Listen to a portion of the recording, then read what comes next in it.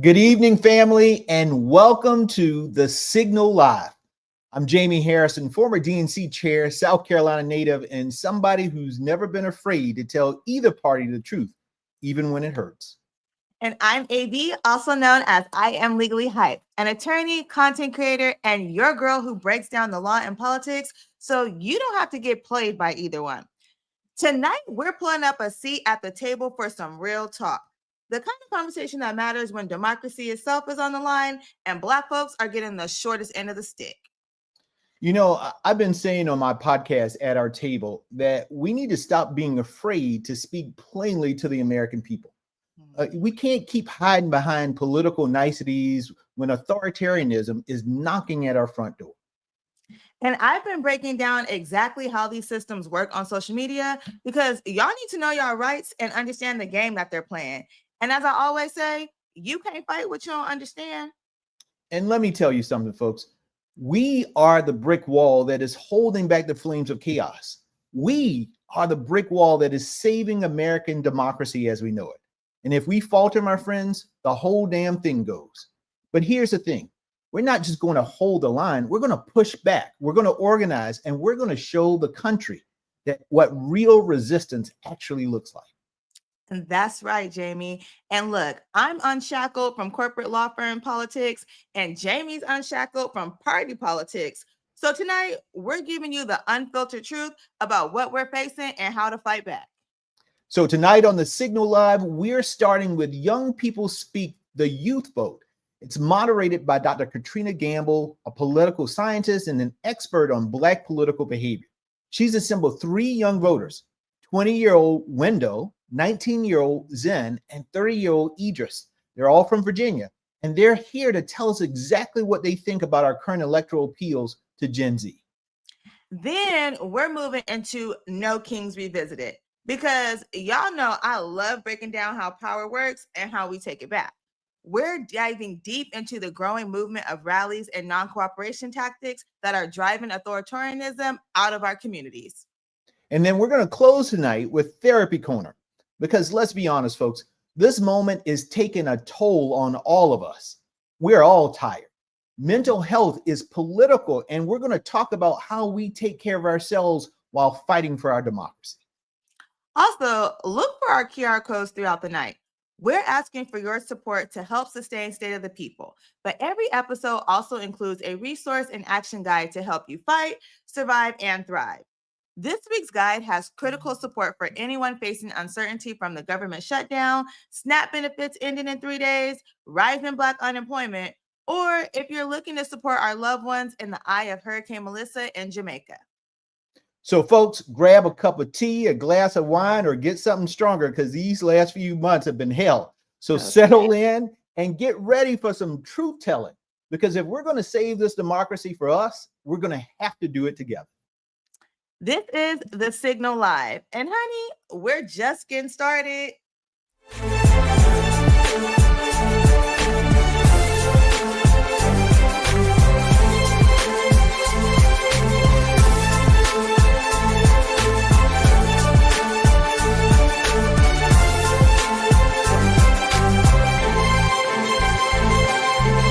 When it comes to voting, I'm begging you guys just to talk to people.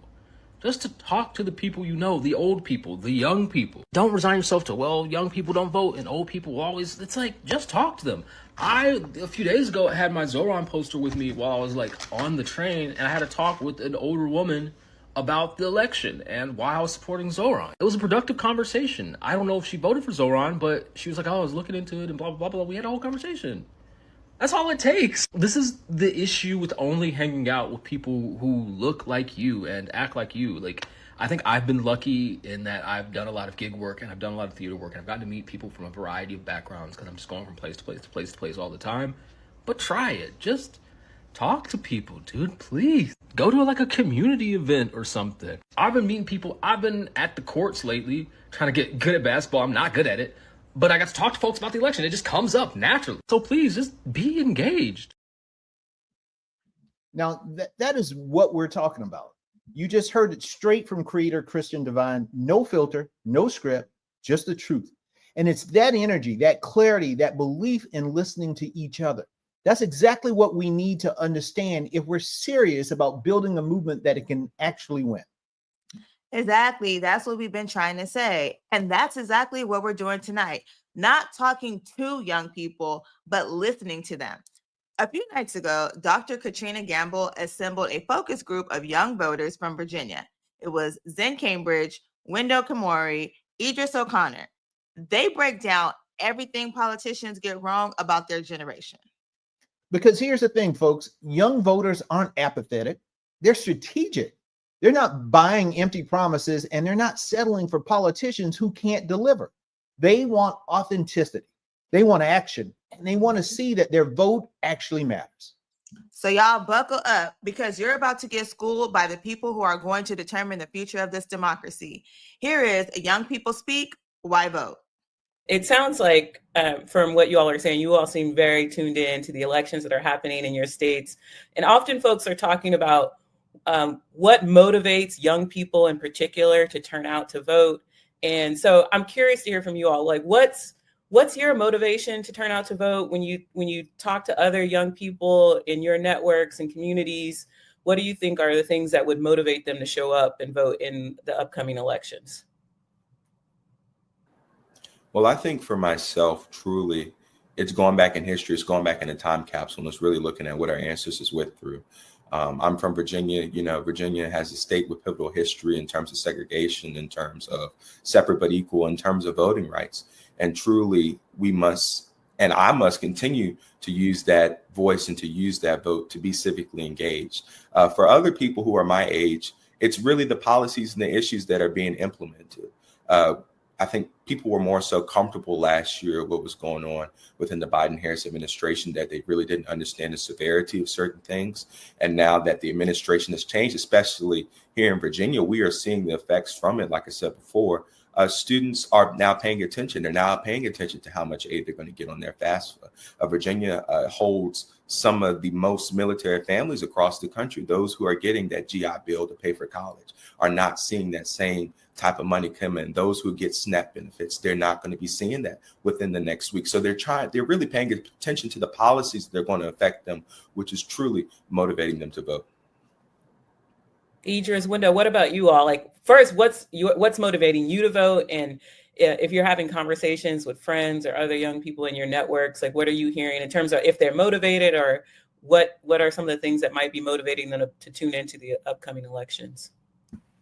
Personally, much like what was previously said, I vote for the people who can't vote. I am a child of immigrants, and so my parents, they have their citizenship, and they left everything that they knew to come to this country. And so I know, though, that there are still so many people who are not able to. They don't have that ability to do so in the U.S. for a multitude of reasons, whether they're too young or whether they don't have the papers.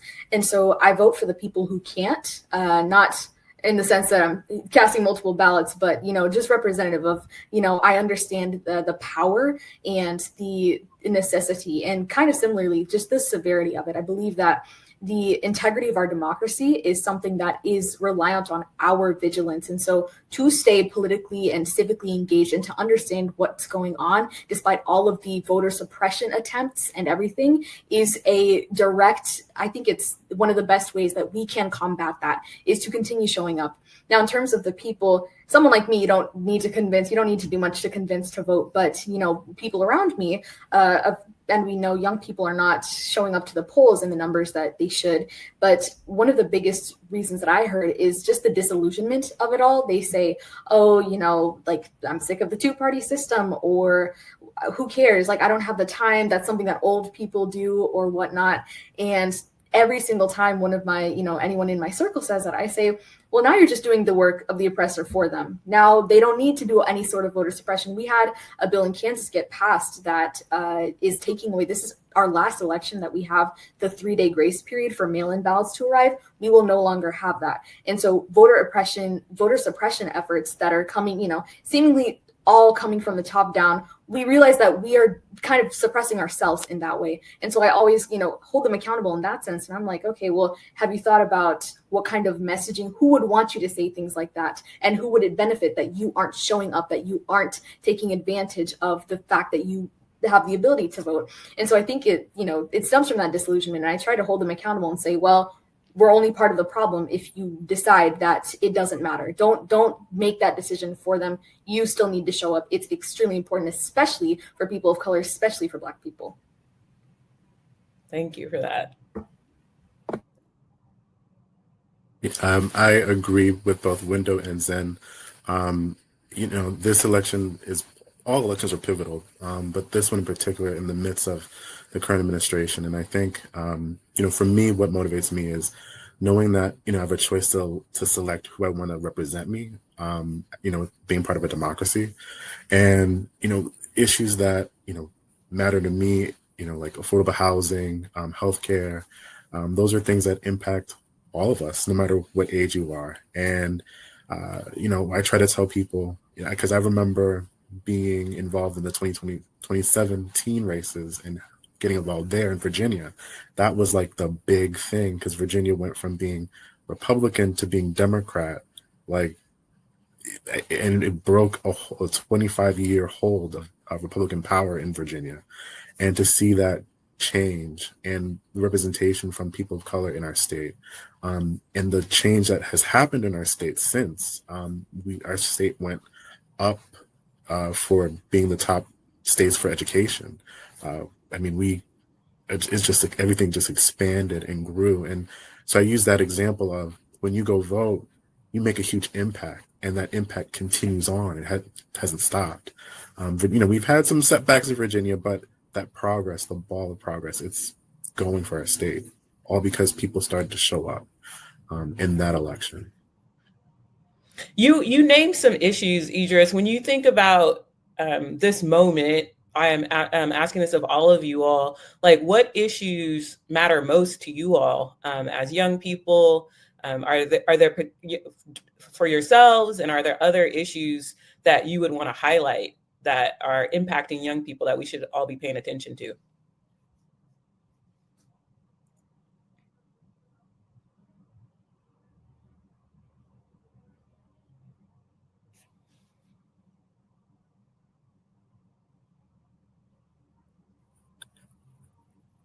Issues that I think are important that people should pay attention to.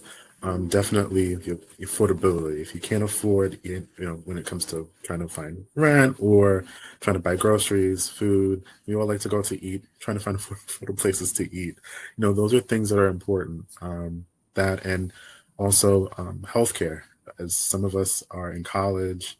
Another thing is the cost of tuition, cost of going to school. And I think it's important that we try to get candidates and try to get people, elected who will help address that, because the cost is growing. We just got to address the cost. And, that's important. That's important to people who I know in my community.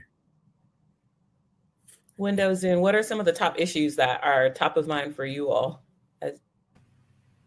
Something that comes to mind for me is that this isn't on our ballots this year, but for Kansans next year, we are going to be deciding in the primary race, which is, I'll touch on that in a second, but we're going to be deciding on whether we will change the way that our state Supreme Court is nominated. So currently it is a system where they are, it's nonpartisan, and of course, but they're going to decide whether they get to run and campaign for it versus they are being appointed. And I think it's very, very crucial that that does affect the way that who all gets to be up there, obviously, because things like how much money you have as a now political candidate and the connections you make and who buys you.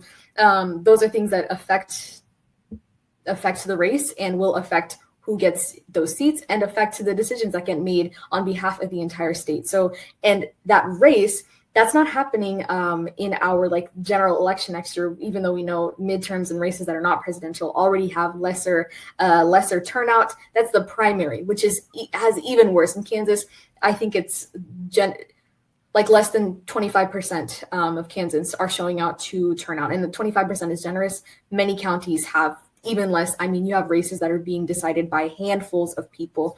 But now a decision as huge as that, now affecting our Supreme Court, I mean, one of the highest offices in the state being decided, that is, something that comes to top of mind for me. And a lot of people don't know about it because, the voting process is already pretty convoluted. People can, sometimes people have a hard time looking for candidate information, let alone sneakier decisions like this that fly under the radar until it's crucial, until we, are in positions that are pretty harmful. But that is something that's top of mind for me. It will absolutely affect our judicial system. And it is kind of scary to think about how few people know about it. But that is, and of course, every other race is also important. But that's one of the special questions that'll be on next year's ballot, which kind of worries me. So the work really does start now to try and raise awareness about that. Ooh. Wow.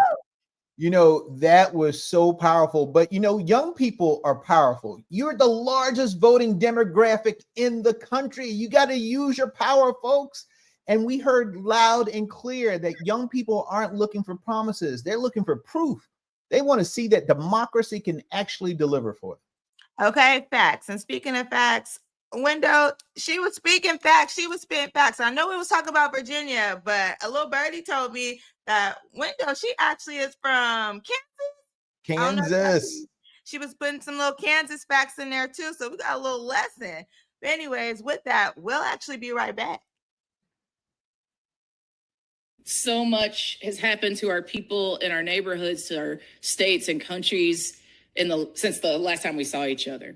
And we know that there have been so many attempts by this administration and the minions that support them to overwhelm us, to steal, kill, and destroy, to shock us, to distract us, to harm so many and destroy so much that it can be really hard to know what to do, when to do it, how to do it, and where to do it as well.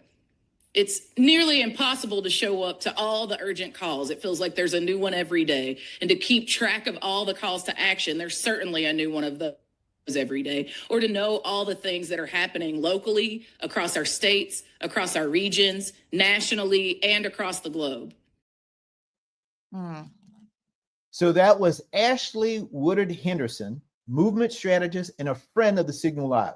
And as you heard right here a few weeks ago, she is one of the many movement strategists and organizations behind the No Kings movement, a people-powered strategic approach to fighting the administration and the monster of authoritarianism. And let me tell you this, folks have plenty of questions. How much can one day accomplish? Will this movement make a difference? And y'all know I'm always here for the legal breakdowns of the resistance. Oh, excuse me. I'm always here for a legal breakdown of what the resistance actually looks like. I don't know where I was going before that. But, we're in a political era that is filled with chaos. Think about those folks. Our federal government is being dismantled. Government workers, disproportionately Black, have been laid off, fired, or they've been furloughed. And civil rights laws are being used to protect white folks instead of protecting us.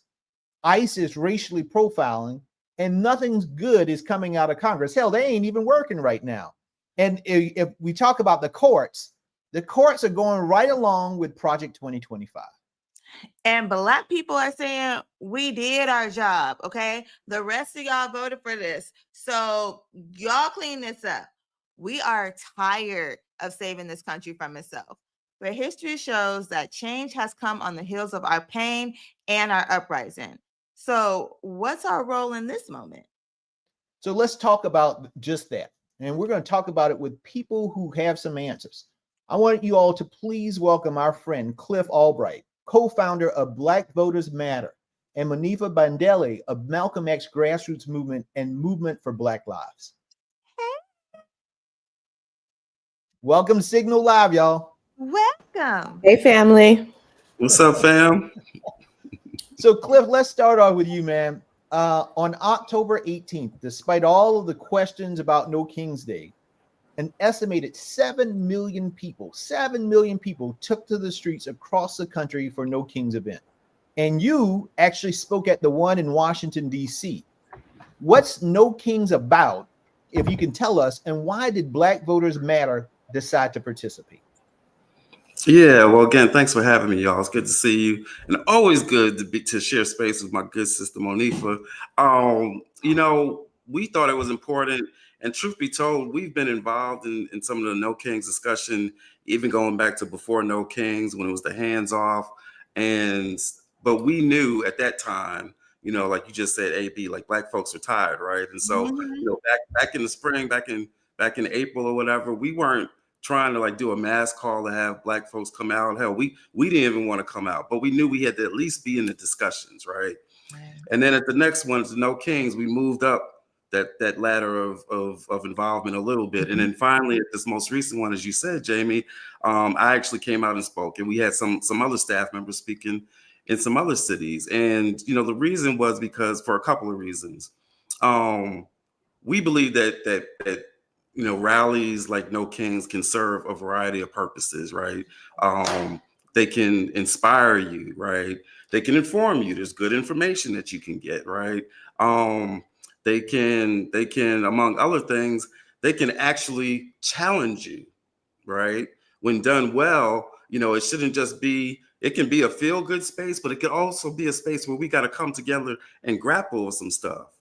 And so part of the reason why I chose to speak and part of the reason I chose the topic that I spoke about was because I'm not oblivious to the fact that Black folk ain't been involved, and we got all kinds of critiques and concerns.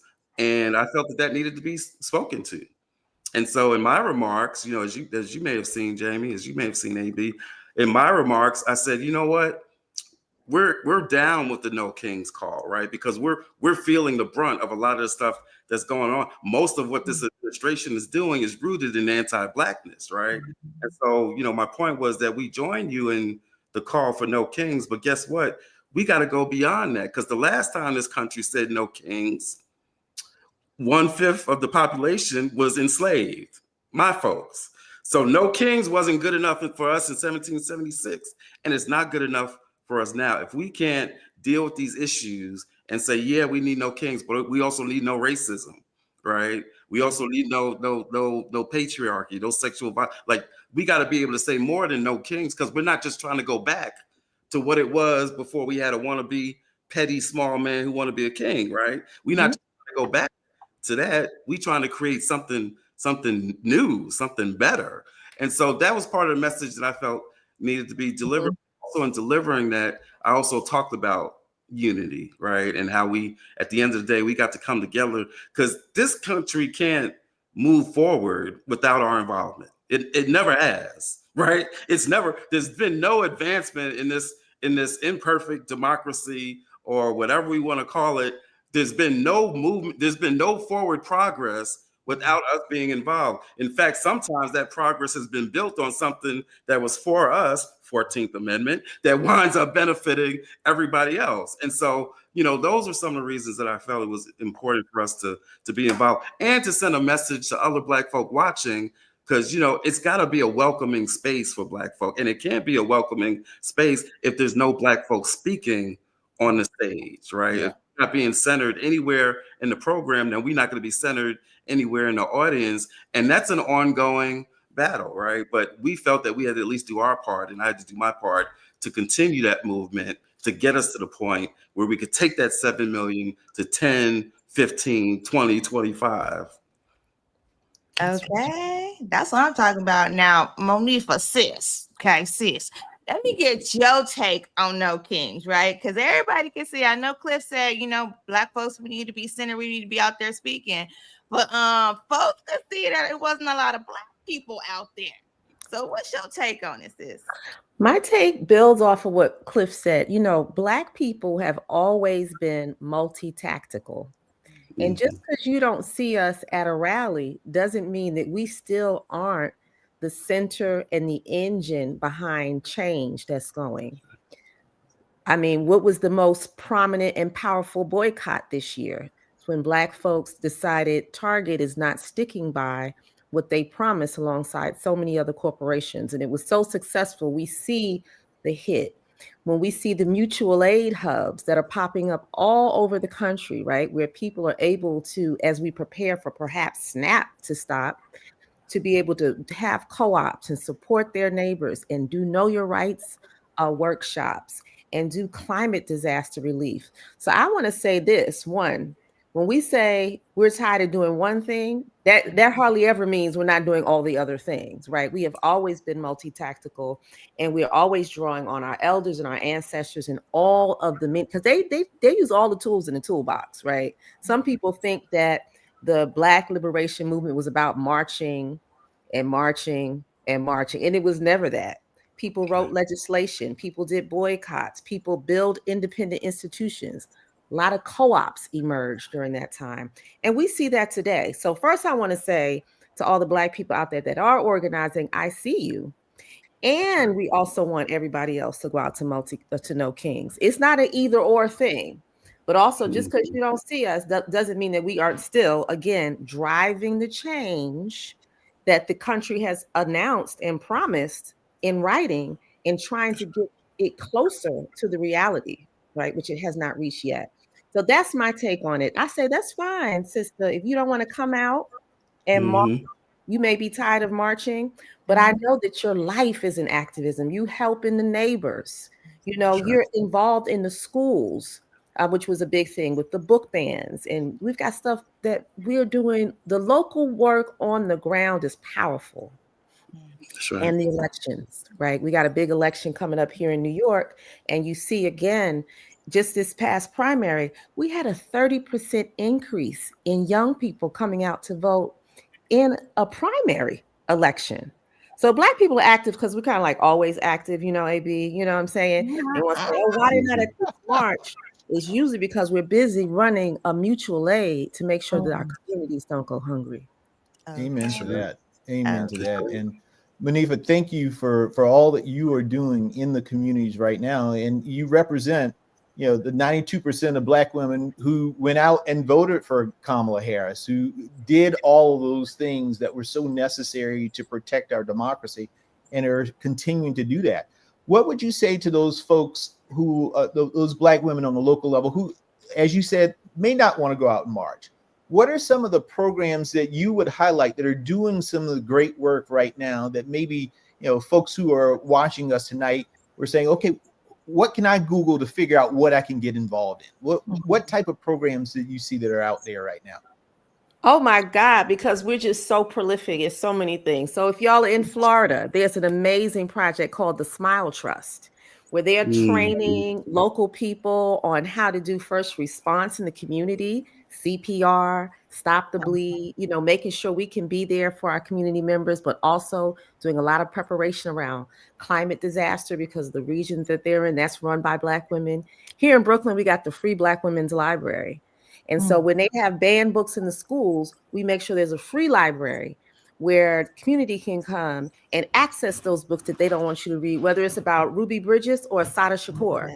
You're going to get all the stories and the books that you should be reading because Black women are setting up these libraries and reading hubs and pushing back on book bans. There's so many things and so many ways that you can get active. And I also want to say, get active in your union. You know, organized labor has a deep and powerful history of pushing that change. And it's usually been a lot of the Black activists, including Black women activists inside those unions. You know, we have the first Black woman head of SEIU right now, you know, April Verrett. I mean, we've got some powerhouses. Okay. You belong to the union, but are you active, right? Are you a teacher? Get active in that. Call them out. Call them out. You can do so many things. Yes, I like going to rallies and marching. You know, something about being out in the street and yelling that is cathartic. But by no means do I think that we have to be the ones that are constantly putting our body on the front line because the work is happening all around. That's right. Hey, let them know. Now, my brother, a lot of the work that Black Voters Matter does is in the South, where the consequences of the protests have become more dire, right? So now the Advancement Project put out a report Our Silence Won't Protect Us. And it basically shows that since January, there have been 103 anti-protest bills across the country that criminalize protests and make it harder to exercise our First Amendment rights. Now, this the question, because our sister says she loved being in the streets. Okay, now, how do people protest and stay safe? Because we got to do both. Yeah, no, that's a great question. First, let me just add on to what my sister Monifa said about the many ways that we've been involved. And the beauty of it is we don't have to critique or judge who's doing any one of those things, right? Because at the end of the day, we are not oppressed through one tactic, and we're not going to come out of this through one tactic. And so all of those ways that Monifa was describing, plus many of the other ways that folks are doing, all of that has value. And when we can recognize that value in all of these tactics, that's when we win, right? And so I just love the way that she broke that down. In terms of the protest and the safety, I mean, that's real. You know, we're an organization that drives around in what we call the blackest bus in America. We are literally a moving target, and have been approached as such, you know, throughout the 7 years that we've been doing this work. And so, as Black Voters Matter, at least. And so we take security seriously. And in fact, that's another one of those preparatory things that Monifa was talking about, the ways that folks have been, you know, preparing and training, even like the know your rights stuff or the self-defense stuff, right? And being able to do security at events. That's also a part of the resistance. And that's also something that we need to value. And so I think that we need to have these discussions. I mean, heck, like you said, before I went on that stage at DC, one of the questions I asked the organizers is, what security y'all got? Right? I'm not just going up there like, you know, willy-nilly or whatever, right? So so we got to have those discussions, and whatever the tactic is, we need to have those discussions and be very intentional about how we're thinking about our self-defense, how we're training folks around knowing what their rights are, knowing how to respond to different situations. And for some folk, that may not be enough, and they'll still choose to do some other form of organizing and resistance. That's okay. That's all right, right? Yeah. But for those of us that you know, like me, like Mo, that like we every now and then we want to be out in these streets, right? Then we just need to do so, you know, being cautious, but not letting that fear keep us from action, right? And demanding that those that we're around are equally cautious. Because again, if we're in partnership, if we're in coalition with folks that don't recognize our need for that security, like when I ask that question, if they just laugh at it like, oh, why are you asking that? Then that's not a space we need to be. So you need everybody that's around you in whatever coalition or grouping that you're rolling with to also be as serious to recognize that, yes, we face some unique threats. But again, we organize in the South. We just took 300 people from the South up to DC to attend the SCOTUS hearing on the very important voting rights case, right? We feel that sometimes we got to show up, because when we show up, it adds a whole new element to whatever that thing is. It adds a whole new flavor to whatever it is that's going on. Well, as we close out this section, Monifa, 2 minutes that we got left, what's our way forward? I'm giving you 2 minutes, but what is our way forward? How do we take our country back and build something better? Yeah, leaning back into what we already know. I also want to shout out in Chicago, because the Black organizers there, Equity and Transformation, Eat Chicago. Yes. We have people who come out, formerly incarcerated folks, that decide we're going to figure out how to create safe communities. So I think leaning into that generational wisdom that we have, don't let people tell you about what you've done and what your folks have done in the past. Learn it on your own and implement these tactics as a way to get to what we want, and to understand that it is not just a sprint or a marathon. This is a relay race. You're running a particular leg and it's connected to a previous leg, and you're going to hand that off. So y'all make sure y'all are mentoring young people and you're training up someone that can carry it after you. Okay. Amen to that. Okay, we done went to church. Well, I just want to thank you both for your work and your time. As y'all know, this conversation is clearly not over. Okay.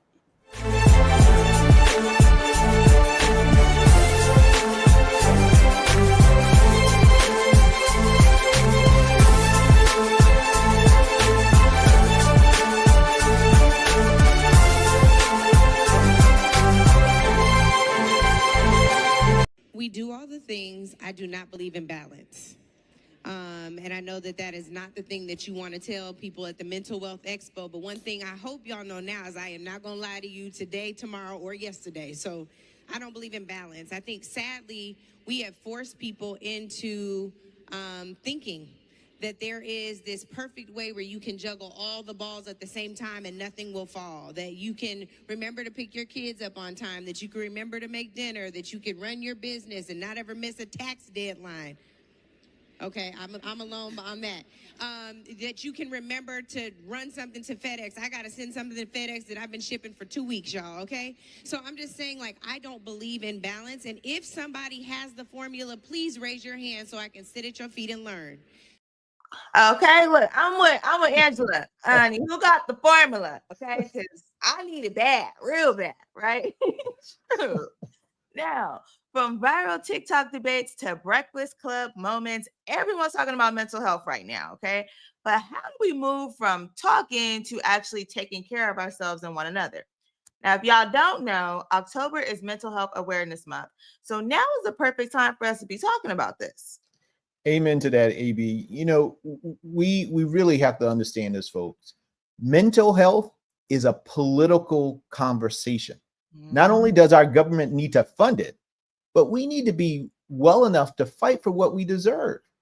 You know, Audre Lorde once said that caring for myself is not self-indulgence. It's self-preservation. And that is an act of political warfare. And, you know, she was talking to us when she said that. She sure was. And you know what? We're also at such a crossroads. Look, people don't just want to be seen anymore, right? They want to be supported in this day. You even got celebrities out here that's talking about mental health impacting them. Let's take a look at this. I don't know if y'all seen this. This was a big thing on the internet last week. Let's take a look at what Gucci Mane and Keyshia had to say last week that broke the internet, okay?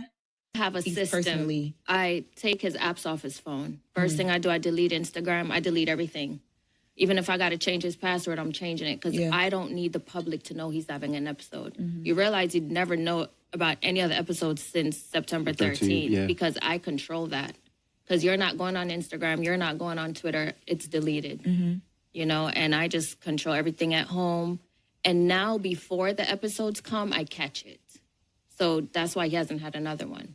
And how you catch that is he doesn't speak to you. He wants to be left alone. He don't eat. He does not sleep. Text messages, there's a period after each word. And I'm like, you're going through an episode. You're sick. No, I'm not. Ain't nothing wrong with me. Why do you think that? You're not speaking to me. Well, there's nothing to talk about. I said, well, that's not how you speak to your wife. And I'm like, you're sick. And we snap out of it right then. Wow. Now, okay. Jamie, I don't know if you be in the comment section like me. I'm a little nosy. Oh, I know you're me a gentleman. too. Okay, I'm nosy. And when I tell you the internet exploded after this interview, okay? Now, on the one hand, some folks praise her awareness, right? But others said she was carrying too much. Now, all these conversations, we know are systems that teach Black men to hide their pain, okay? They teach Black women to hold it all, and they pathologize. How I say that, Jamie? Pathologize? You got it. All of our existence, and still treat healing like it's a privilege. I know. And folks, you know, right now, these are toxic times that we're living in. I mean, they're toxic times. And if you're like me and AB, we're on social a lot and we're writing our stuff, but we're also in that comment section. And there are a lot of folks who are just toxic and they try to bring you into their world, right? But the question we're asking today is, what does this moment tell us about how we understand love? How do we understand care and responsibility? How do we move from awareness to action?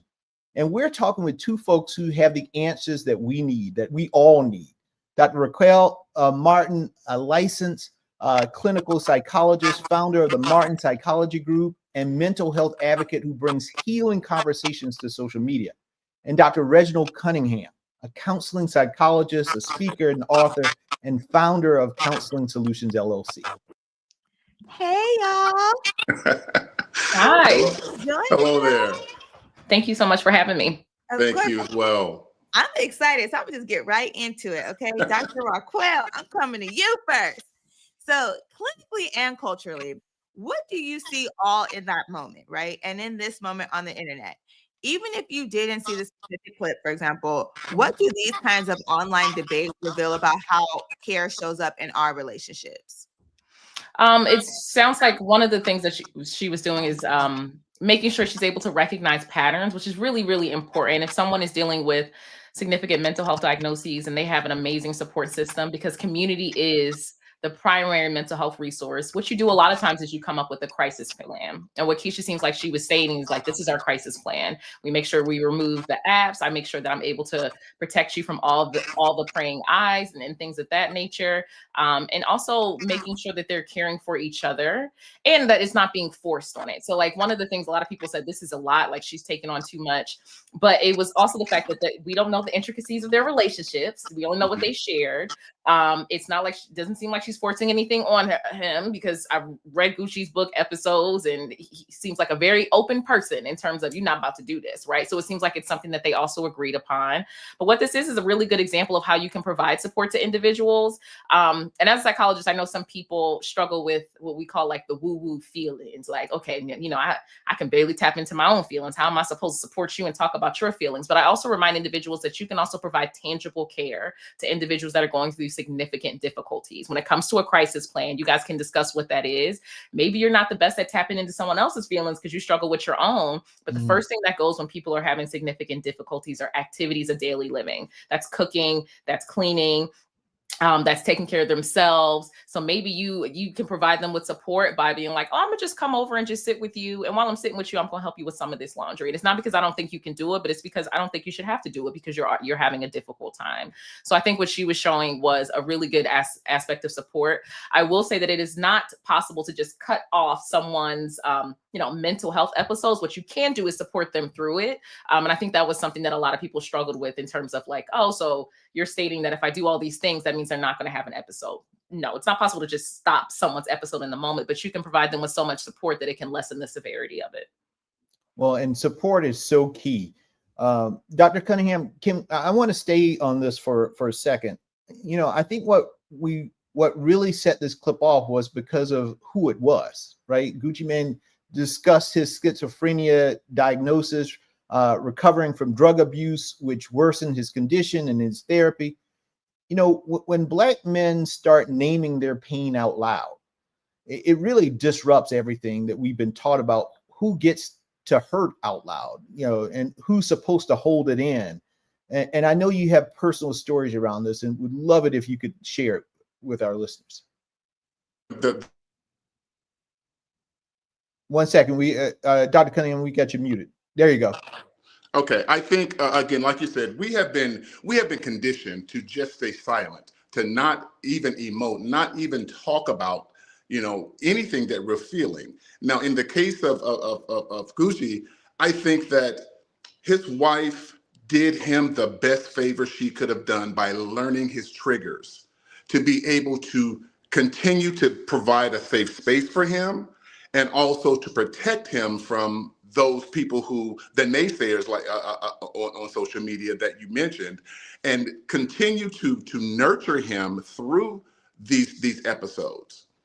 It's really unfortunate that we as a people still are villainizing what people go through just to be here. If that makes sense to you. That makes sense. That makes a lot of sense. And we got a comment that says we have been conditioned to just be silent. Okay. That is so real. And then I want to bring it up on the other side. When women share how they support their partners, especially Black women, okay, they often get talked about and shamed on the internet for being pick-me's or for taking on too much. So Dr. Raquel, sis, I'm coming back to you. How do we help people show up for each other without losing themselves in the process? And then keep it honest, okay, is this even a real possibility? Yes, I think caregiver fatigue is incredibly possible. And I think it doesn't get talked about enough. I think we're getting into a space where we talk about it enough a lot in parenthood. But caregiving is just simply caring for someone else. So that can be parenthood, that can be for a romantic partner, that can be for adults like our own parents. We're getting to an age where we're also caring for our parents as well. So I think caregiver fatigue is very real. One of the biggest things I state is that it's really helpful to have a support system, because once again, community is one of the best mental health resources. And there are a lot of resources out there. There's the Caregiver Action Network, which is it's a national nonprofit organization which provides education and peer support and resources. And a lot of local places like Tennessee has the Tennessee Caregiver Coalition. So I would also recommend people to check in to see if there are any local resources, because at the end of the day, you feel like it's a lot, you feel exhausted because it is a lot. It is exhausting, right? As someone who specializes in Black health and well-being as a psychologist, it's not only about the aspect of acknowledging how much work it is, but also feeling guilt, because we are a people who have never been humanized in a sense. We've been dehumanized and not rehumanized. So even the simple acknowledgement of the emotions of something feeling tough, we may feel like we're being ungrateful, like this is the person who gave me life, or I should just be happy I have a partner, and things of that nature. So it's really important for us to just understand that it is going to be tough. And because of that, coming up with our own plan, right? Like Keyshia talked about her plan for Gucci. I'm sure she also has a plan for herself, hopefully, when she feels like she's getting overwhelmed, right? And because we are so used to code switching and masking, and a lot of times it's hard to key back into our emotions as a result of doing it so often, one of the things that we can do for ourselves when it comes to caregiving is slowing down and checking in with how we're feeling physically, how we're feeling emotionally, how many negative thoughts are coming up for ourselves. And if we're noticing an increase, realize that what's best for us is going to be best for the person who we're caring for. Because if we are exhausted, then we're going to have low frustration tolerance, right? And we're not going to be able to help them in the way that they deserve. So a lot of times when I see caregivers stating that I can't take a break because I'm supposed to support them, and I said, well, if you don't take a break, next time they ask for ice in they water, you're going to throw it at them. You know what I'm saying? Yep. So like, it's best for all those involved that you take a minute, because it is a lot.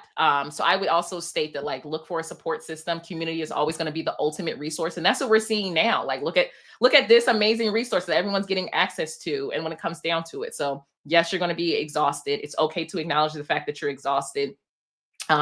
Get some support with individuals, virtual or in person, and see what is accessible to you, and check in with yourself, because there's no way you're going to be caregiving for somebody else and you're not going to be exhausted in any way, shape, or form. My children are amazing. It doesn't make me want to rip my face off any less when they don't eat their daggone vegetables. You can still love them and be tired. Okay. Well, Dr. Cunningham, I know you may have some additional things that caregivers can think about as it relates to their own daily mental hygiene, but also would love any advice that you can give us. For we're all social media animals, and I would love any advice that you would give to folks. Sometimes you read your Twitter and you want to clap back, and you just want to go back at it. And sometimes my wife takes my phone also and puts it away. Like, you need to, what are some advice that you would give all of us? Because I think we all need it. Because you just want to hit it back. But what's your advice? We have to disconnect at some point to just to stay human, if you will. If we are constantly, I'm not a real big social media person, but I know a lot of people who are. And if you don't disconnect at some point, you start to really exhaust yourself in the process of trying to remedy some of the things that you are actually being a part of.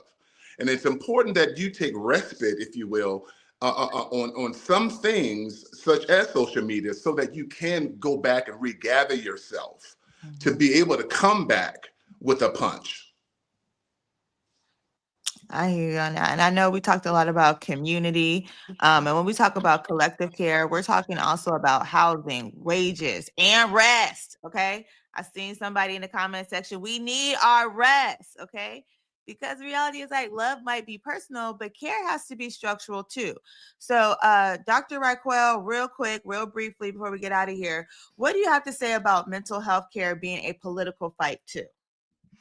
I would state that everything is political. Mental health care, relationships that you surround yourself with, ethical and moral choices. And it's okay if you're looking for help with a licensed mental health professional, even if you're not, because therapy does not have the only path for healing. It's okay to investigate the person. They're going to be thinking about, your emotions. You should learn about how they're thinking.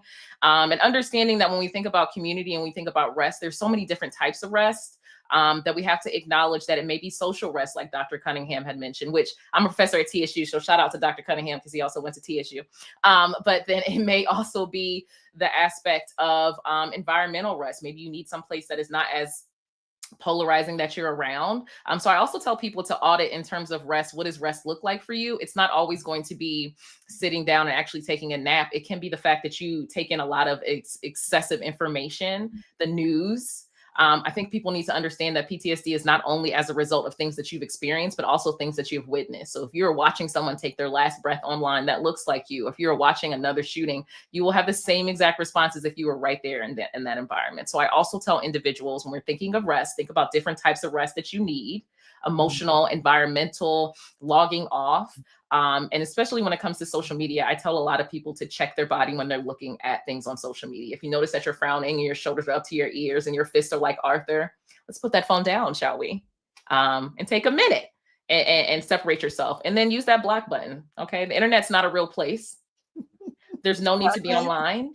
You can still be informed. A lot of people will say it's to stay informed. And I always say, like, if there's a zombie apocalypse, we will know. You can still be informed and not be online all the time. Okay, that's for real. If this, I'm sitting here saying your name wrong the whole time. My bad. It's pronounced Raquel.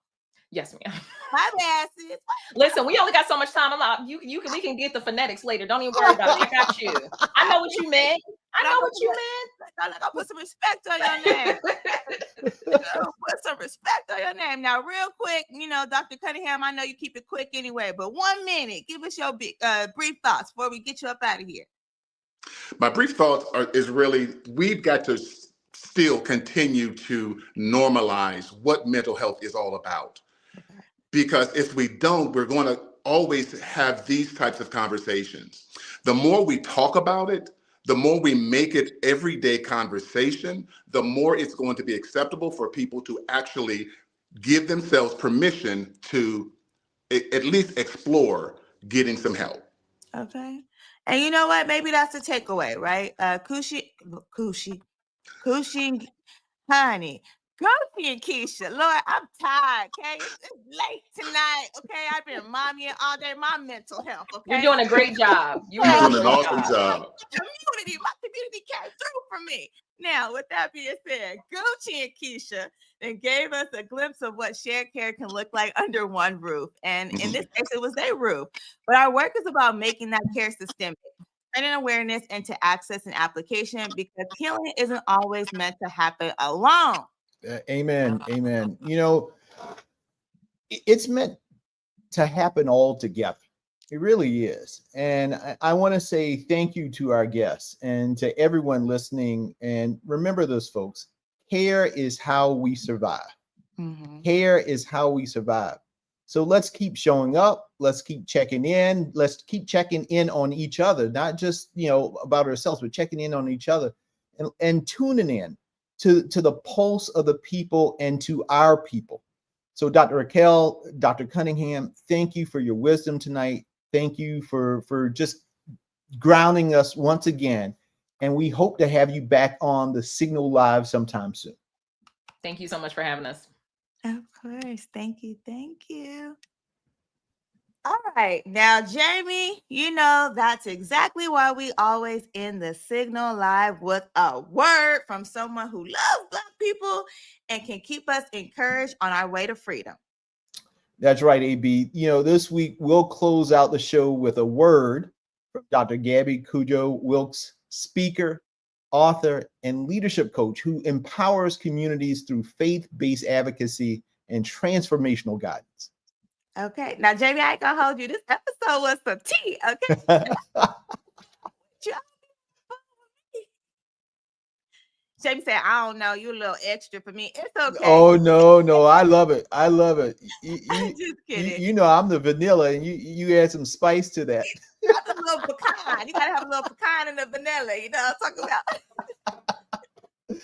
Now, there's even more over on our website at stateofthepeople.com, like past shows you may have missed, more resource guides, and special bonus content. Now, this week, we have a conversation between Thomas Cunningham and Isosa Osa bring us the Blackout Report. Now, Isosa is executive director of the Onyx Impact Group. They discuss the group's insightful report and the impact of DEI rollbacks. I'm definitely going to check that out. And Jamie, we're going to have to come through the Signal Live one more again. We're going to have to run this back. Back again. It is us. This has been so much fun, and I really, really appreciate you, AB. And I appreciate all the things that you do out in that space representing our people, because it's really important that we all do our part in this struggle that we're in right now. And you kept us on our toes tonight. But, I can't wait to do this again, AB. I really can't. And I can't wait to be out with all of you all, because this is not just about being online. This is about being in the place, like going out with the people. State of the People TV will see all of us. Even though we won't be hosting next week, you and I will be right back here next week, Thursday at 9 p.m. That's what I talk about. We're going to be back, not next week. But what I want you to do is tell your people to come through, okay? Because we do this for the people, for our people. All right. Now we'll see you soon. And here is Dr. Gabby Kujo Wilkes with a word. So why do we do what we do? Why do we hope? Why do we agitate? Why do we push back? Why do we get in these debates? Why do we argue? Why do we show receipts? Why? Does it even matter? Do people care? Is it worth our time? Galatians 6:9 lets us know in the New Testament of the Holy Bible, be not weary in well-doing, for in due season we will reap a harvest if we faint not. We push back, we agitate, we show up because a harvest is coming. If you ever think about a harvest, it's that beautiful moment where all the seed you put into ground is no longer just seed. It's fruit, it's trees, it's sustenance. It's actually what you can live off of. It is the fruit of your labor. I'm here to let you know, y'all, before you go to bed, before you sign off from the Signal Live production tonight, I want you to know that we keep doing this work because we have a mandate from God not to get weary, not to give up, because the harvest is coming. And the harvest is the life we deserve, the life we fought for, the life that nourishes us, the life that gives us sustenance, the life that protects us and generations to come. Don't get too tired, y'all. Rest, but don't quit, because the harvest is on the way. I am Reverend Dr. Gabby Kujo Wilkes, and that was a word.